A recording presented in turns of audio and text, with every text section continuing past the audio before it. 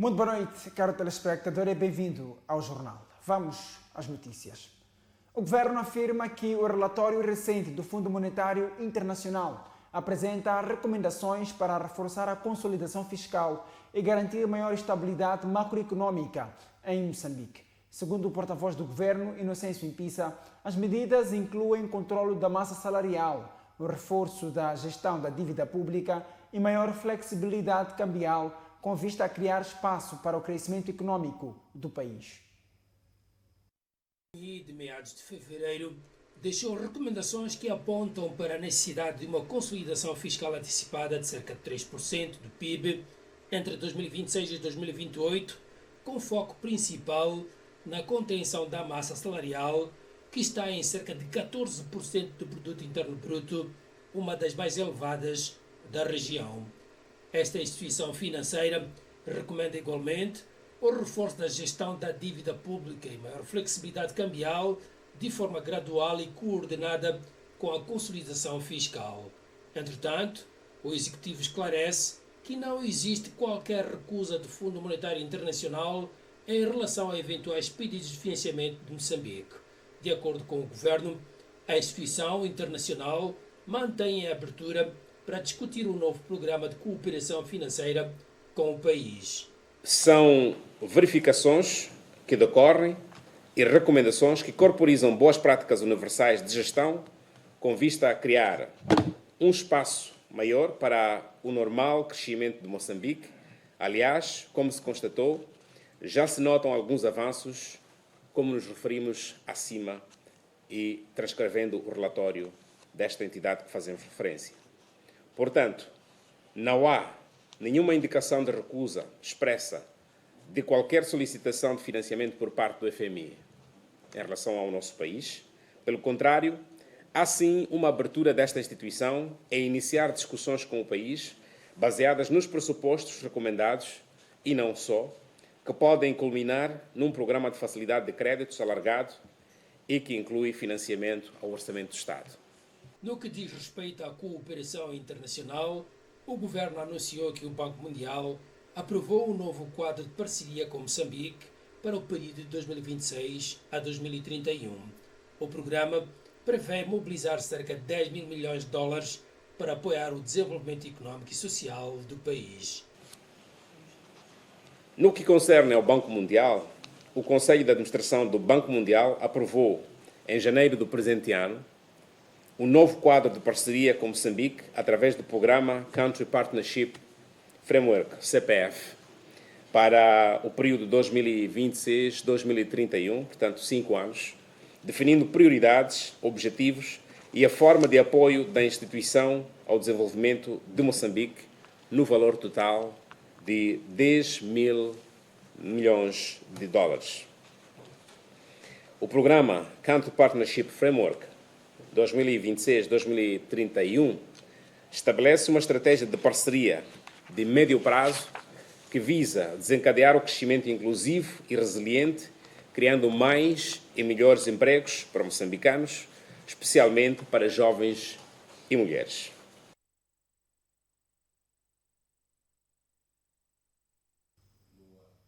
Entretanto, o economista Roberto Tibana esclarece que os 10 mil milhões de dólares anunciados no quadro da parceria entre Moçambique e o Banco Mundial não constituem uma nova injeção financeira. Segundo Tibane, trata-se de um recurso que já faz parte do envelope global destinado ao país e que vem sendo aplicado em diferentes programas e projetos de desenvolvimento, o que pode significar que o valor disponível seja inferior ao anunciado. O economista falava recentemente no programa Especial de Informação da MBC-TV, onde analisou os desafios macroeconômicos de Moçambique na sequência das recomendações do Fundo Monetário Internacional para a introdução de reformas profundas capazes de inverter a tendência da contratação econômica, aliás, da contração econômica que o país atravessa. O pronunciamento do governo sobre o pacote de 10 mil milhões de dólares surgiu em duas versões, uma anterior e outra posterior à intervenção do economista Roberto Tibana.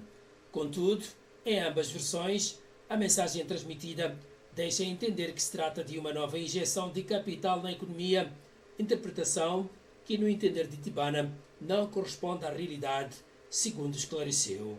O Fundo Monetário Internacional interrompeu o programa, não é? E cortou e parou com o financiamento, não é? Mas o Banco Mundial não parou. Porquê? Porque há um projeto que está lá a andar. Estão a construir uma estrada, estão a financiar um projeto de linha de energia elétrica, estão a pôr dinheiro lá, que é um projeto que tem que ter um retorno. Não vão parar de um dia para o outro. O Fundo Monetário Internacional pode fazer isso, mas o banco não pode fazer isso. O banco tem que levar o projeto até o fim. Aquele portfólio do projeto, pelo menos levar o projeto até o fim. Depois pode reestruturar os projetos. E é isso que está a acontecer. Se as pessoas forem ver, e isto é o que as pessoas que viralizaram essa coisa, que propalaram essa coisa, não quiseram ver. Se as pessoas forem ver o atual programa do Banco Mundial, o quadro de cooperação do Banco Mundial com o governo de Moçambique, que foi aprovado no 22 de janeiro pelo Conselho de Administração do Banco Mundial, está a seguir a um que foi interrompido, também não chegou ao fim, e reestrutura uma parte dos fundos desse passado. Portanto, há projetos que estão a vir de lá para cá, porque esse também foi interrompido.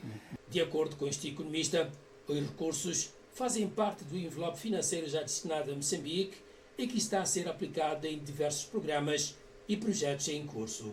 Os 10 bilhões que se falam por aí, não sei o que é, uma parte são projetos já concluídos, outros que se concluem este ano, outros que se concluem no próximo ano.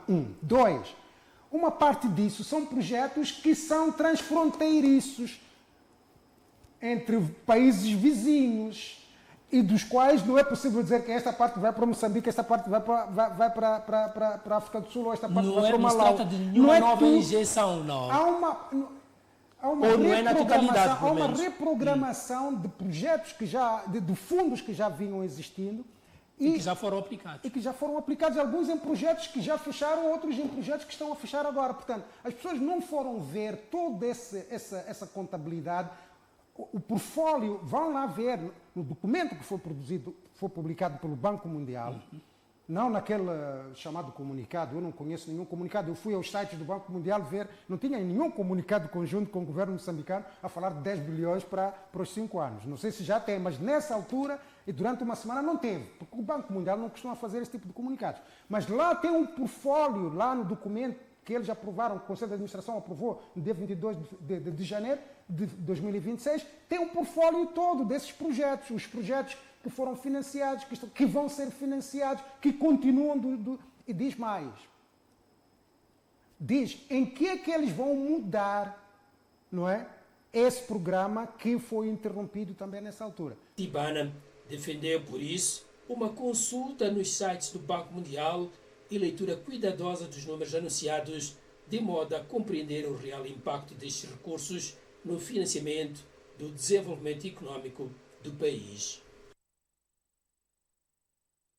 O académico Jamis Taimo diz que a crise financeira pela qual o país atravessa não é consequência da má implementação de políticas públicas, mas resulta da influência da crise econômica e política que se verifica a nível mundial. Taimo justifica a sua tese afirmando que, mesmo havendo boas políticas públicas, sem recursos financeiros para implementá-las, não é possível registrar avanços significativos.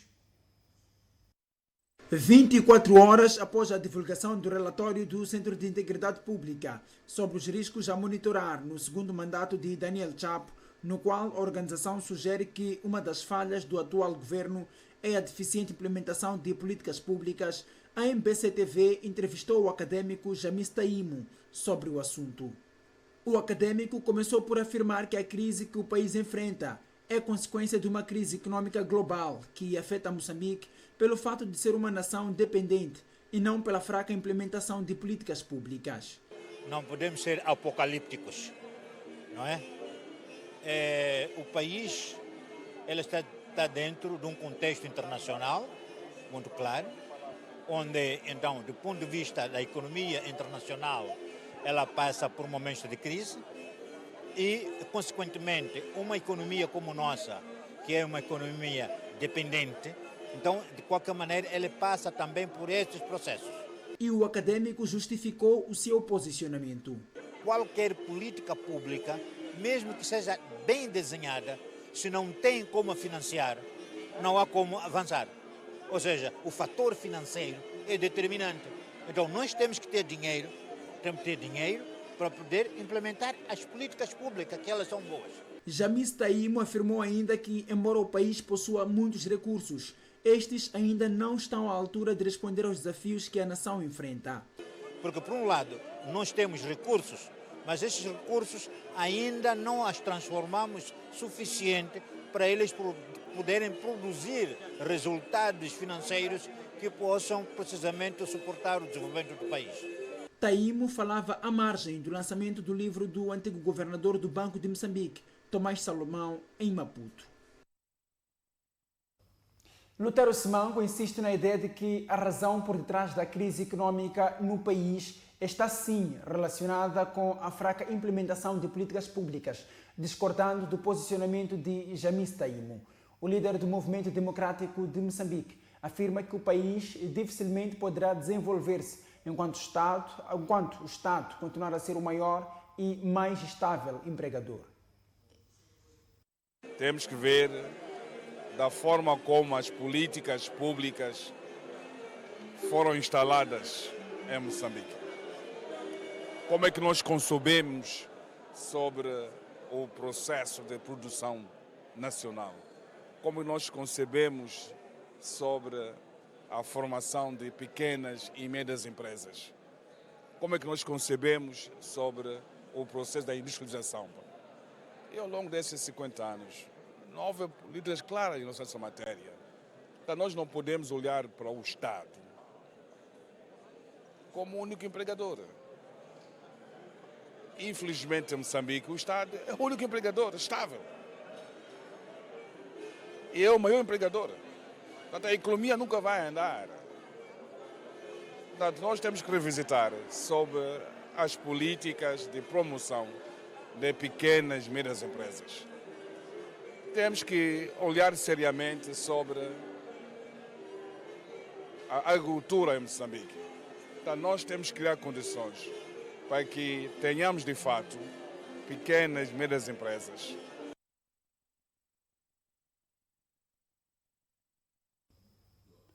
O diretor executivo da plataforma DICID, Wilker Dias, considera que os termos de referência do diálogo nacional inclusivo estão desalinhados com as expectativas da sociedade civil. Segundo o ativista, o processo continua excessivamente concentrado nos partidos políticos, o que limita a participação efetiva de outros setores da sociedade. Instituído a 5 de março de 2025, com a assinatura de um compromisso político, o Diálogo Nacional Inclusivo surge como resposta à crise pós-eleitoral de outubro de 2024, marcada por contestação e violência que resultaram em centenas de mortos.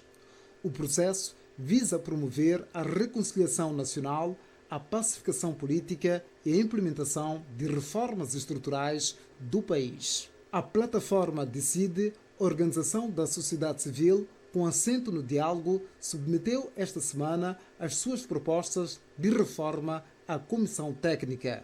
Em entrevista à MBC-TV, no programa especial Informação, Wilker Dias, presidente da DICID, plataforma da sociedade civil, fez uma análise crítica da primeira fase do processo que entrou a 10 de março na segunda etapa. Existe um trabalho que deveria ser feito a nível da reconciliação que não está a ser feito. Isto é extremamente perigoso e nefasto para que nós, se nós estivermos a pensar em reconstruir o país com paz e segurança para os próximos tempos. Porque parece que estamos sentados num barril de pólvora.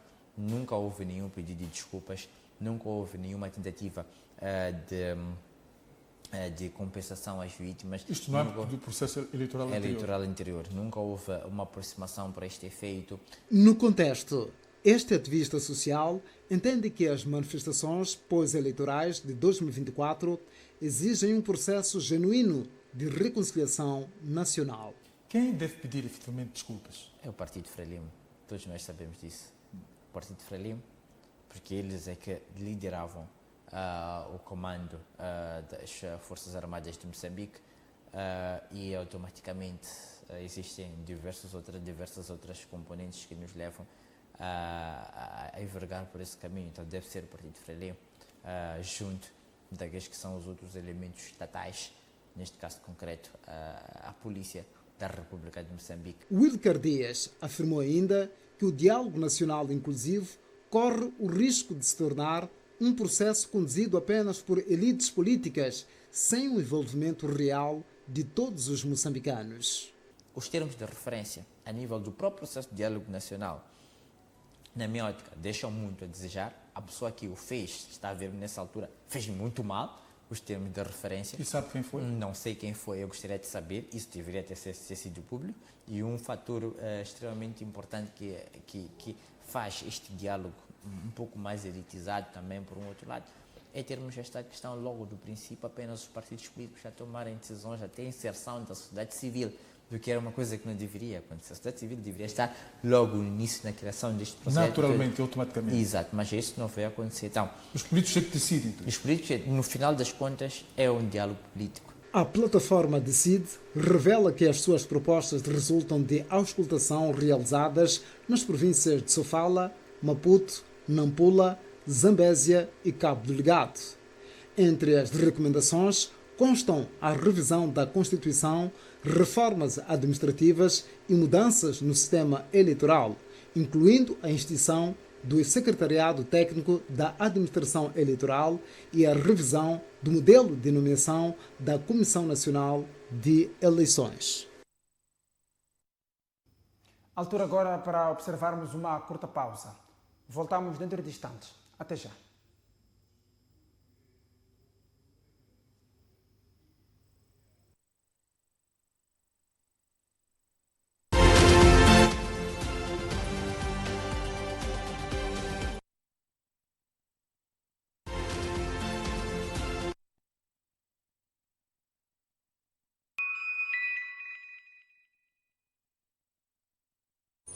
Vantagens de investir em bolsa. Diversificar a forma de aplicar o valor da sua poupança. Maior lucratividade do investimento. Maior segurança das operações.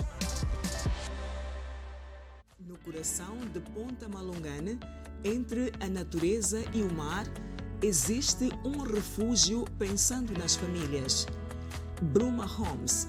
Uma casa de praia para quem valoriza conforto, sofisticação e momentos de qualidade.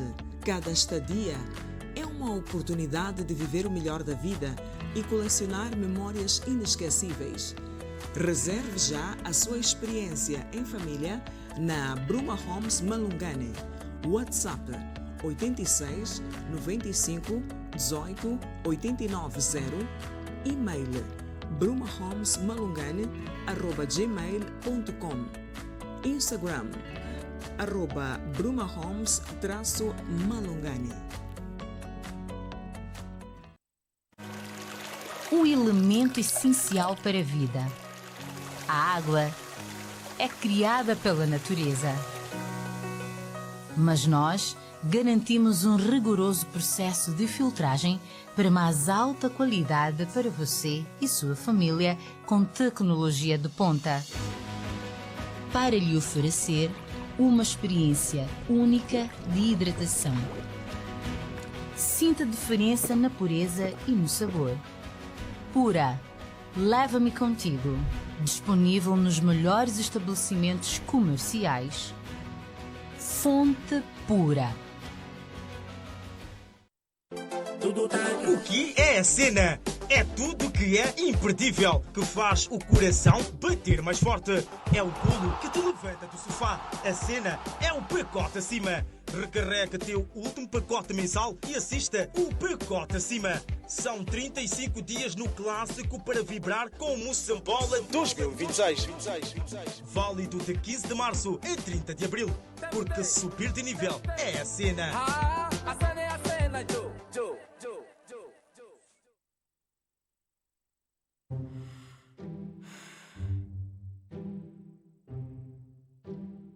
Ser artista profissional exige dedicação e esforço, mas o importante é estarmos sempre juntos. Força, filha! Tu consegues! Força, baby! Tu consegues! Com o serviço Triple Play da TV Cabo, podes ligar-te a quem mais importa. Força, filho! Tu consegues! consegues. Por internet, com uma velocidade mega rápida. Com os melhores canais de televisão na tua TV, smartphone, tablet ou computador a qualquer hora. E com chamadas de voz ilimitadas na rede TV Cabo. Tu consegues. TV Cabo. Sempre ligados.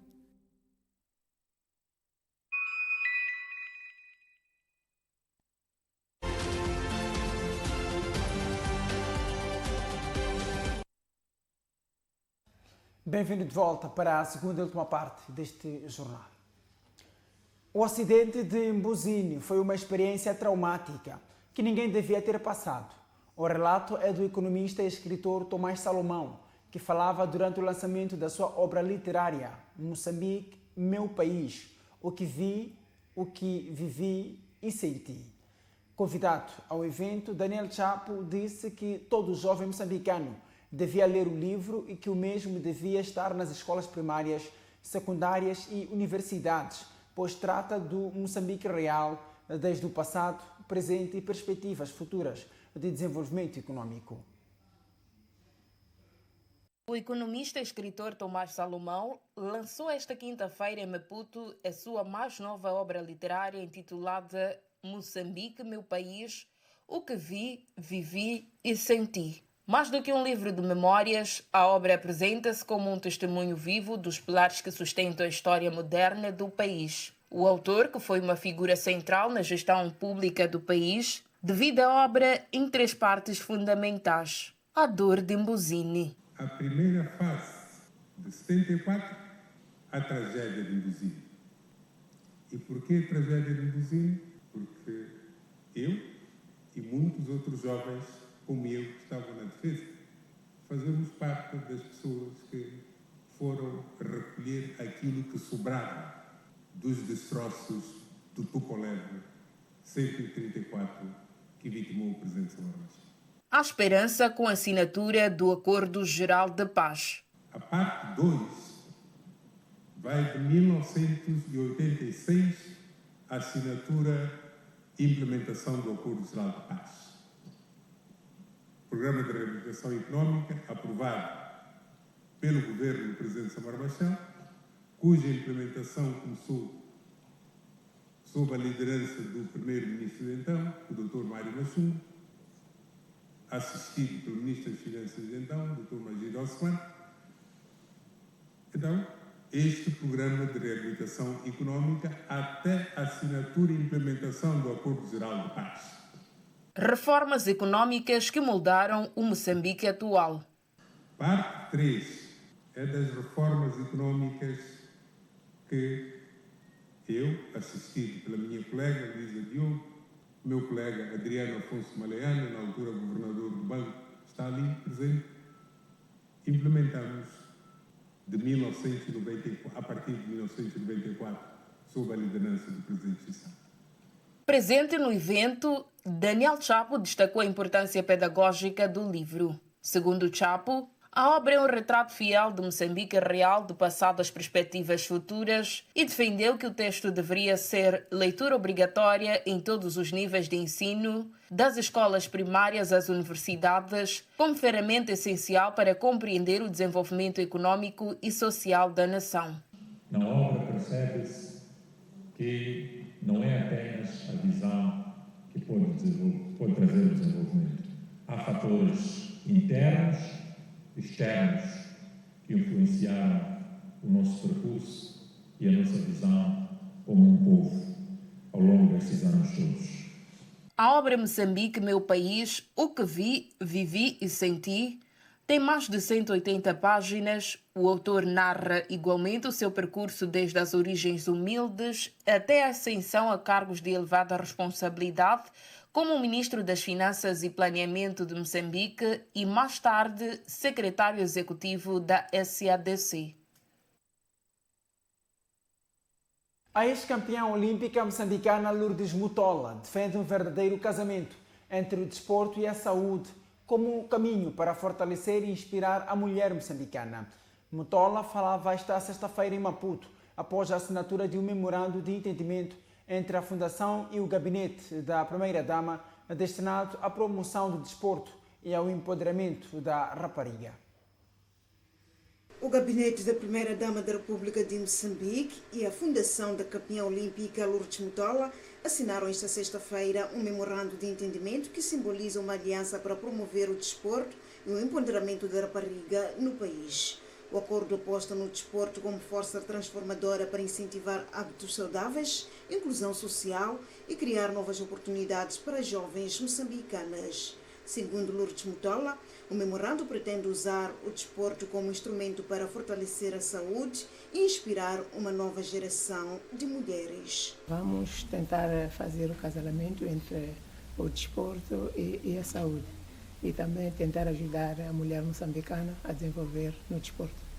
Para Lourdes Mutola, esta iniciativa representa também um sinal de esperança, sublinhando que o envolvimento do gabinete da Primeira-Dama pode ampliar o impacto do desporto na vida das jovens. Bem, como a Primeira-Dama foi jogadora de handebol, ela sempre jogou handebol, para mim é muito importante de vir aqui e fazer essa parceria com a Primeira-Dama, porque o desporto está nas veias dela e assim como eu. Lourdes Mutola é uma das referências do desporto moçambicano e africano, campeã olímpica e símbolo de superação que levou o nome de Moçambique ao mundo atrás do atletismo. A parceria entre a sua fundação e o gabinete da Primeira-Dama pretende reforçar o papel do desporto como instrumento de saúde, educação e inclusão social, criando mais oportunidades de desenvolvimento para raparigas e jovens mulheres no país. Hoje é sábado e, como o telespectador sabe, temos a opinião de Elísio Macamo. E para esta edição, um sociólogo propõe-se a analisar a influência das elites oligárquicas da Frelimo e das políticas públicas no desenvolvimento do país. Acompanhe.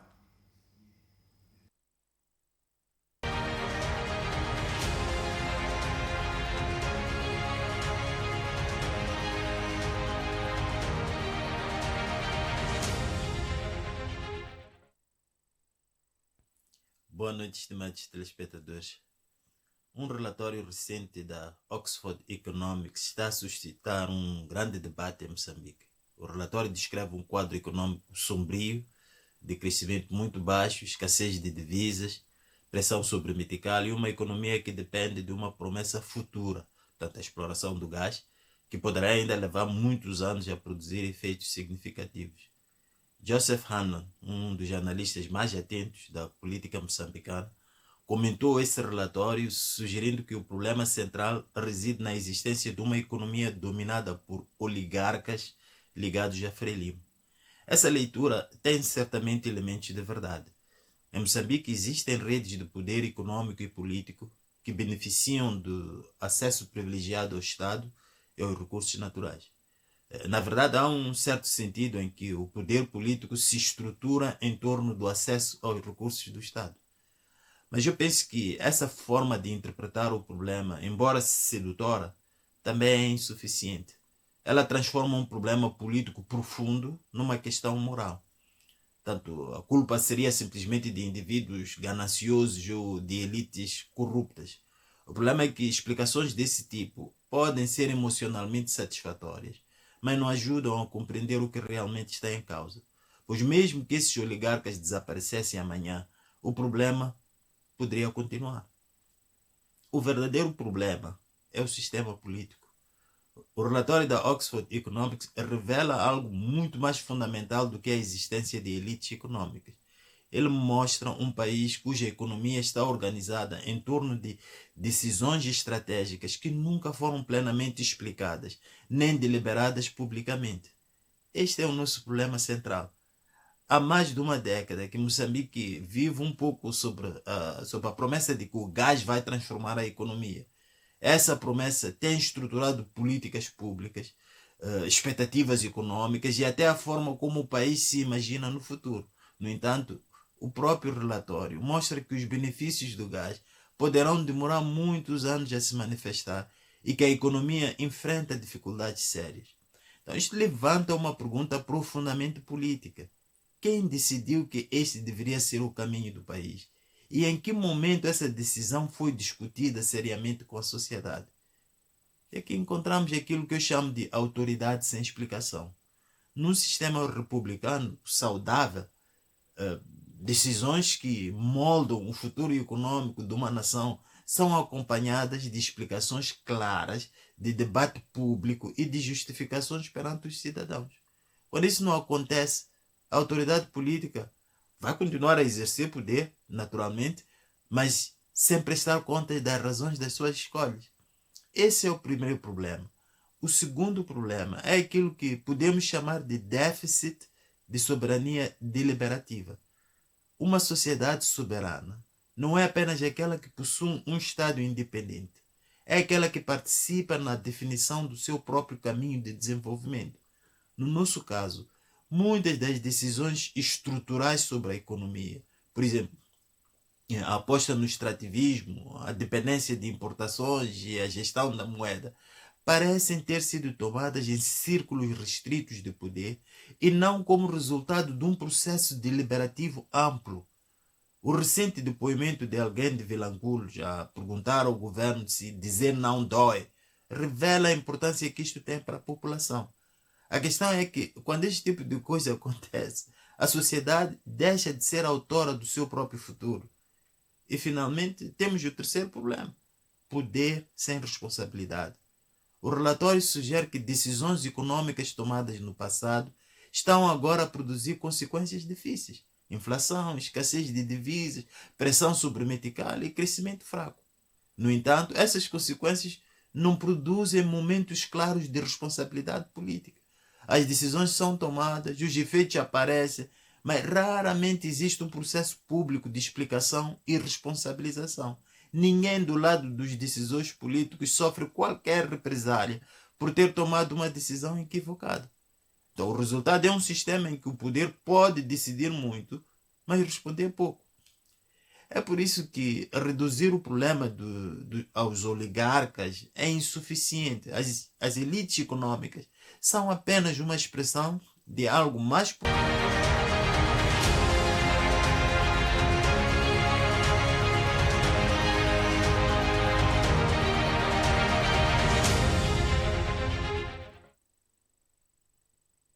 E ao fim do Jornal da Noite para este sábado, voltamos amanhã, domingo, uma vez mais, para pontuarmos o essencial da informação. Boa noite, fique bem, até amanhã.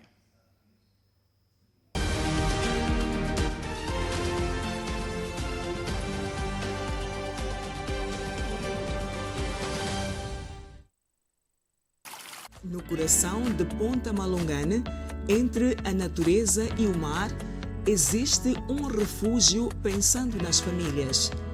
Bruma Homes, uma casa de praia para quem valoriza conforto, sofisticação e momentos de qualidade.